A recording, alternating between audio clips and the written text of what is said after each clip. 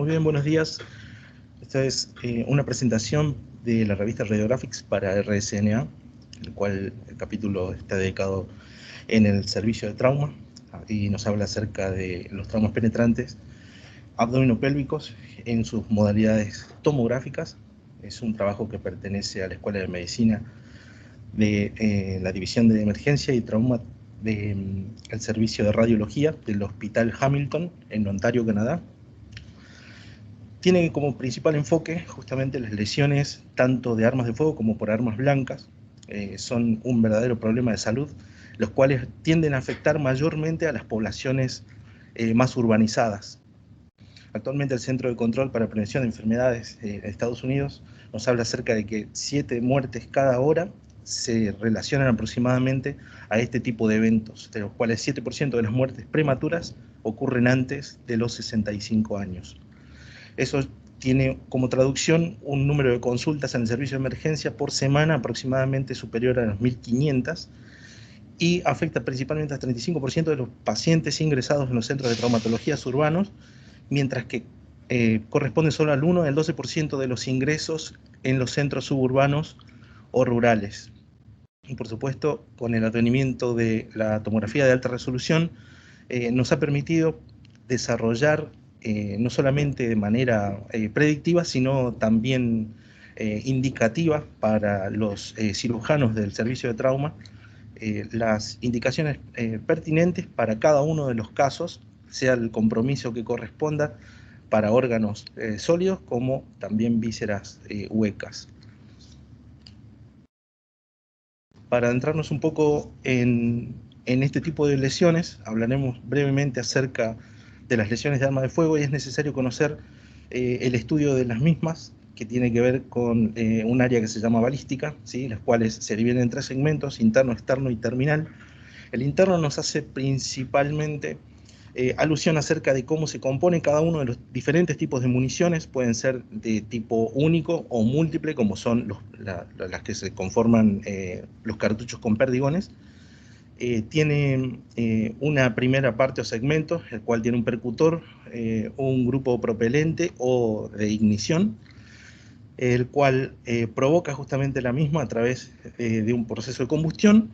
La expansión del gas hace que la cabeza de la misma, la bala propiamente dicha, se desprenda del casquillo y provoque justamente el disparo del mismo. A su vez, brevemente hablaremos de lo que es la balística externa, que tiene que ver más que nada con el tipo de desarrollo de la munición, no solamente el material que lo conforma, sino también condiciones ambientales de la misma, como presión, temperatura, aire, atmósfera, etc., los cuales son los que van a tener un comportamiento diferente, no solamente en la distancia en la cual se reciba el proyectil, sino también teniendo en cuenta todas estas variables. Mientras que la balística terminal, que es la que más nos interesa a nosotros, es la que va a determinar el comportamiento del proyectil una vez que ingresa al tejido. ¿Sí? Existen diferentes tipos de proyectiles, justamente de lo que estábamos hablando, en el cual tomaremos como ejemplo el de proyectil único, donde dependiendo del calibre, por supuesto, y de la distancia, en muchas situaciones, podremos obtener diferentes comportamientos del mismo una vez que ingresa al cuerpo.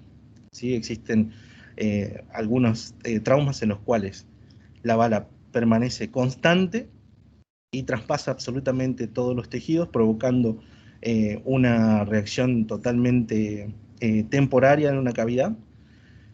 En el segundo ejemplo vemos el comportamiento de cómo la bala toma otra trayectoria, en los cuales justamente tiene que ver también la densidad de cada uno de los órganos que va atravesando, no solamente relacionado a la balística en sí.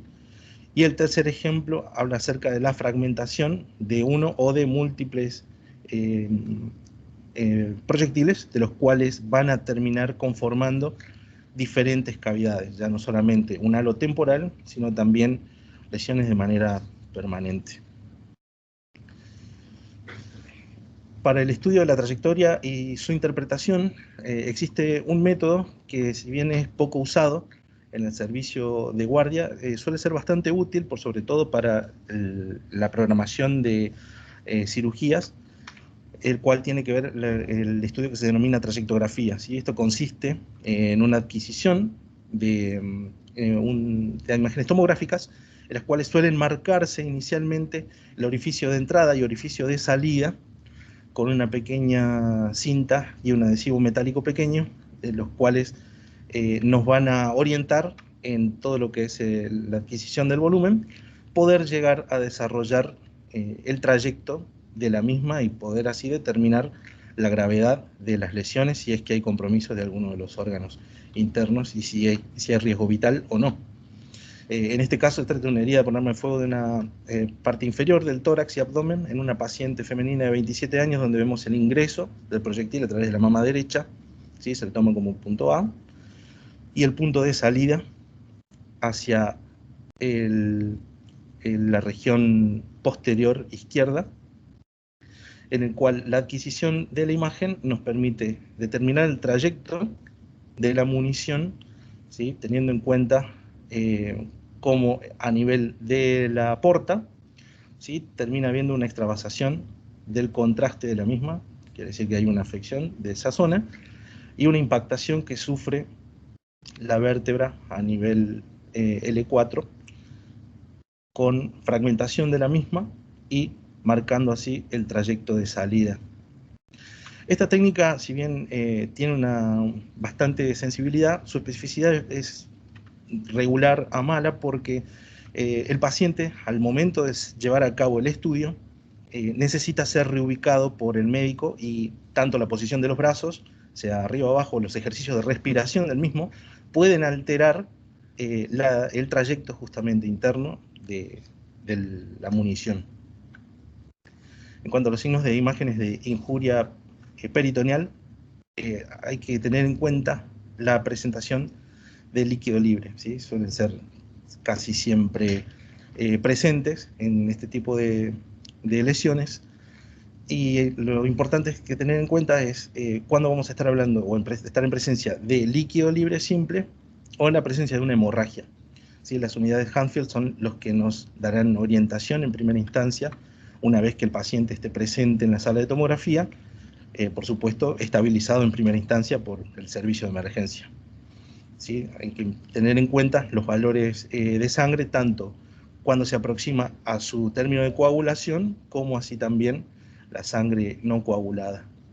En este caso vemos un estudio de una tomografía en los cortes axiales, con contraste de un paciente de 56 años con herida de bala en el abdomen, presentando la presencia de líquido libre, ¿sí? Tanto a nivel del fondo de saco como a nivel del bolsillo o bolsa de Morrison. En esta imagen es una presentación de una tomografía con contraste en los cortes axiales, tanto abdominopélvica, de un paciente de 38 años que presenta un traumatismo penetrante a nivel del tórax, donde existe la presencia de hemoperitoneo con el signo del coágulo centinela. El coágulo centinela implica, o mejor dicho, es más bien orientadora acerca del sitio anatómico de la hemorragia, en la cual se encuentra más cercana a la porción de mayor atenuación de coagulación, ¿sí? Entonces lo que vemos acá justamente es la presencia del coágulo, ¿sí? Más proximal hacia la herida, mientras que a nivel de el fondo de saco lo que vemos es el efecto del hematocrito, que va perdiendo justamente su densidad. En cuanto a las lesiones de vísceras huecas, ¿sí? Son también bastante frecuentes, tienen un compromiso que suelen oscilar aproximadamente entre el 60% de los casos de traumatismos penetrantes, y tiene signos bastante específicos, que son los directos, como así también algunos que son los indirectos. En este caso, la presencia del hematoma mural suele ser el signo más preciso de lesión intestinal en el contexto de un traumatismo penetrante, donde nos habla de una sensibilidad del 74% para una especificidad del 95%. En este caso vemos las presentaciones de 2 tomografías en corte axial en un paciente de 24 años con una herida de bala, en el cual las flechas celestes en el filtro de parénquima pulmonar vemos la presencia de neumoperitoneo, ¿sí? Mientras que vemos el remanente de aire, ¿sí?, penetrado por la injuria de la pared de la víscera. En este caso, otro signo que suele ser muchas veces indirecto es una presentación de un paciente con una lesión de bala en un hombre de 21 años, es la presencia de aire a nivel del tejido celular subcutáneo, ¿sí?, donde tenemos en primera instancia la puerta de ingreso del proyectil y el trayecto en esta imagen ampliada, donde vemos el orificio de salida hacia uno de el flanco izquierdo, con un compromiso de la pared de la víscera hueca, ¿sí? Esta presencia es la presencia del hematoma mural que estábamos hablando, que suele ser patognomónico de injuria de la pared de la víscera hueca. Un caso diferente por ahí al del uso de armas de fuego suele ser los del uso de arma blanca, en el cual los elementos deben de tener una principal indicación respecto al técnico que vaya a realizar el estudio. Siempre es importante, él lo debe saber, que no debe retirar nunca el elemento siempre y cuando éste se encuentre alojado en la cavidad. Suele normalmente esto provocar un efecto de taponaje y hasta no determinar la lesión o compromiso vascular de cualquiera de los vasos de resistencia, de capacitancia, o sea, los grandes vasos, son los que deberán permanecer en el área de penetración. En este caso, hablamos de la perforación intestinal de un paciente de 29 años con una puñalada de tipo penetrante en un cuchillo hacia la cavidad abdominal en su segmento anterior, donde, por supuesto, vemos la hoja, ¿sí?, totalmente incrustada en uno de sus segmentos y compromiso no solamente de los epiplones, sino también a nivel de las paredes intestinales. En muchos casos, tener en cuenta que la ausencia del neumoperitoneo no descarta per se la formación, la área de perforación intestinal, ¿sí? Esto siempre debe terminar en la indicación de una laparotomía exploradora para descartar definitivamente la presencia o ausencia de perforación intestinal. Los traumas no solamente por arma blanca pueden ser necesariamente abdominales. En este caso hablaremos de un corte axial de una tomografía con contraste endovenoso que se obtiene antes y después de la administración de contraste rectal en un varón de 27 años con un traumatismo rectal penetrante por cuerpo extraño. Si el paciente concurre a la guardia, ¿sí?, el cual presenta esta característica radiológica, donde vemos la gran presencia de aire a nivel del recto y la sospecha con la variedad de una densidad y también presencia de aire, ¿sí?, a nivel del piso pélvico. Entonces, posterior a la administración de contraste rectal, vemos justamente la sospecha que se hace efectiva como fuga el contraste hacia la cavidad perforada. Cabe destacar que hay que evaluar en este tipo de trauma si existe o no compromiso peritoneal, puesto que va a definir o no la conducta del cirujano para la reparación propia del piso pélvico o deber hacer una laparotomía.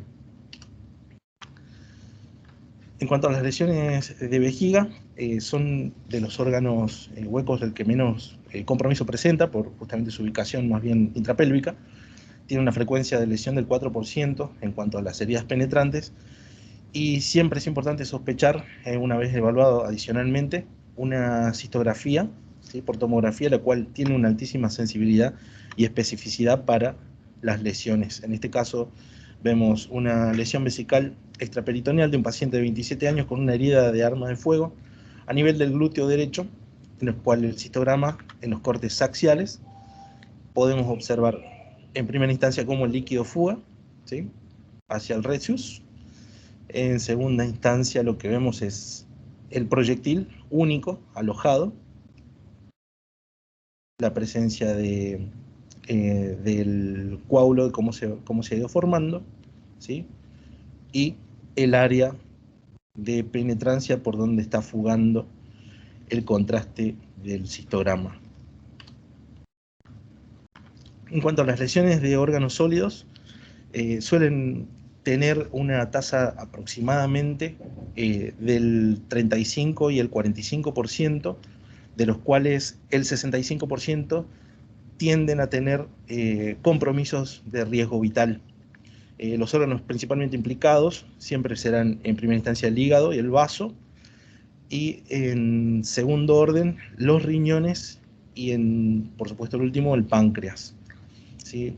Brevemente unos ejemplos: en este caso los traumas pueden ser subcapsulares o parenquimatosos. En este caso vemos la formación de un hematoma, ¿sí?, intraparenquimatoso a nivel en el hígado propiamente dicho, ¿sí? En segunda instancia vemos en una tomografía de axial con contraste la extravasación activa, ¿sí?, vemos cómo está fugando, la presencia de una laceración, ¿sí?, al mismo tiempo vemos también la presencia de aire a nivel de los planos musculares, y por supuesto un compromiso de la vena cava inferior, haciendo una reconstrucción de la trayectografía que hablábamos hace un momento, donde el orificio de puerta de entrada y salida nos habla de que puede haber compromiso también de los grandes vasos con el recorrido de la bala y las diferentes afecciones a otras estructuras. La ruptura esplénica suele tener mayores implicancias siempre y cuando tenga o no afección del hilio. Eso es muy importante porque es lo que va a determinar la conducta quirúrgica del mismo. Las laceraciones hepáticas suelen darse no solamente las rupturas, no solamente en los traumas perforantes, sino también en los traumas cerrados. Muchas veces se pretende que ante la sospecha de este tipo de lesiones se realice lo que se denomina ECOFAST, que es lo que nos va a determinar principalmente la búsqueda de una urgencia de la presencia de líquido libre adyacente, ¿sí?, en cualquiera de las cavidades abdominales. En este caso lo que vemos es una imagen tomográfica axial con contraste que nos representa la ruptura esplénica, ¿sí?, y como hallazgo el mismo la presencia de un pseudoaneurisma de tipo traumático. En los casos de los traumas y con compromiso a nivel renal, siempre que se deba sospechar de la presencia de laceraciones a nivel del sistema colector, se deben siempre estudiar en la fase tardía, ¿sí?, cuando se realiza con contraste, y eso va a permitir evaluar justamente la pérdida o no de la orina. En este caso vemos imágenes tomográficas en cortes axiales que se llevan a cabo en estudios con contraste, donde vemos en la primera imagen la lesión del sistema colector de una paciente de 26 años por un trauma penetrante a nivel del flanco izquierdo, donde vemos justamente la sospecha de una laceración de la misma, mientras que en la fase tardía vemos efectivamente cómo se hace presente la sospecha diagnóstica a través de la fuga del contraste en la fase de excreción. En este caso, los traumas a nivel del páncreas deben ser muy cuidadosos a la hora del diagnóstico, puesto que van a determinar la conducta quirúrgica propiamente dicha, ¿sí? Es importante tener en cuenta el compromiso de la estructura per se, dado que el compromiso de la glándula tiende a tener un alto índice de mortalidad. Las múltiples heridas de bala con laceraciones a nivel del páncreas, en esta imagen tomográfica representada en un paciente de 40 años, donde vemos en esta imagen tomográfica de un corte axial con contraste, ¿sí?, la presencia de fuga de la misma. ¿sí? Mientras que en esta imagen, ya tardía, mientras vemos la presencia de un hematoma subcapsular, cómo es el área de lesión justamente a nivel de la cola del páncreas y compromiso del el hilio a nivel esplénico. Las lesiones vasculares de grandes vasos principalmente tienen una potencialidad del 60, entre el 20 y el 60% de mortandad. Los traumatismos penetrantes suelen provocar en las lesiones vasculares entre el 10 y el 20% de los casos, mientras que las lesiones vasculares más comunes son la aorta abdominal, la arteria mesentérica superior, las arterias y venas ilíacas y la vena cava inferior, como también las de la porta. En este caso vemos en la presentación de una tomografía en un corte axial con contraste en un paciente femenino de 34 años con una herida de bala hacia su flanco derecho, la presencia de un área de hematoma, ¿sí? Y la arteria renal derecha con un vasoespasmo al momento del estudio.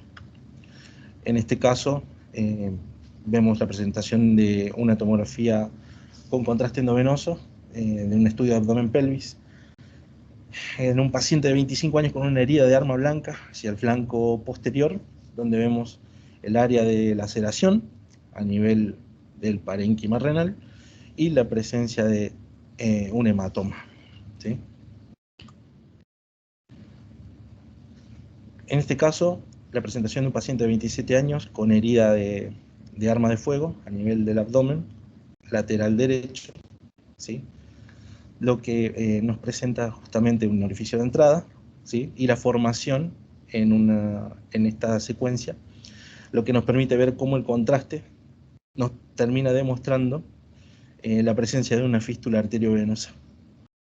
Para la clasificación de las lesiones aórticas abdominales traumáticas, la Sociedad de Cirugía Vascular propone un esquema de clasificación específico en el que las lesiones menos graves pueden manifestarse con un área de colgajo, serán las clasificadas grado 1, o hematoma intramural grado 2, mientras que las lesiones de mayor gravedad se caracterizan por la presencia de pseudoaneurisma, que serán clasificadas como grado 3, o propiamente la ruptura con un grado de complejidad grado 4. Como conclusión nos permite justamente el trabajo tratar de identificar las lesiones secundarias a los procesos traumáticos abdominopélvicos penetrantes, los cuales podrán prevenir los malos resultados en el paciente que concurre por guardia. ¿Sí? La familiaridad tanto en la cinética de los proyectiles como así también aprender los mecanismos lesivos de los mismos son los que nos van a ayudar justamente a poder determinar los sitios de deposiciones de las energías y poder así también tener en cuenta las posibles lesiones y afecciones de cada uno de los órganos. Mientras que el conocimiento de las características imagenológicas, incluidos los signos directos e indirectos, son los que ayudarán a caracterizar correctamente la lesión, que serán vitales para la toma de decisiones en el equipo médico. Aquí el